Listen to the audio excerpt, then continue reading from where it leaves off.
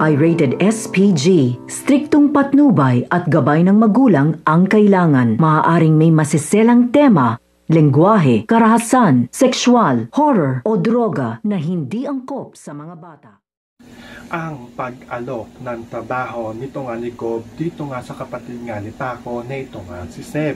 Dahil karang araw ay nakipagkita nga dito ito nga si Paco dito nga kay Gob. Dahil ito nga si Gob ay meron nga itong iaalok ng trabaho dito nga daw sa kanyang kapatid na ito nga daw si Seb at makakaputi nga daw ito nga daw trabaho na kanyang ibibigay dito nga kay Seb. Kaya kinabukasan ay nakipagkita na nga dito ito nga magkapatid dito nga si Seb at ito nga si Paco dito nga kay Gob. At ikakagulat nga nila dito dahil ito nga si Bel ay nandito nga rin sa bahay nito nga ni Gob. Dahil wala ngang kamalay-malay ito nga si Paco na ito nga si Bel at ito nga si Gob ay meron nga ditong relasyon at naging kabit nga ng kanyang kapatid nito nga si Seb ito nga si Bel. Kaya nga ito nga si Seb ay hindi na nga ito mapakali dahil alam nga na dito ang tungkol nga sa relasyon nito nga ni Gob at ito nga si Bel. At inaalok nga dito nito nga ni Gob ito nga si Seb na magtrabaho nga daw ito dito nga daw sa kanya at makakasama nga daw na dito ito nga daw si Bel kaya wag nga daw itong mag-alala. So pakakaabangan nga natin dito kung tatanggapin nga ba nito nga ni Seb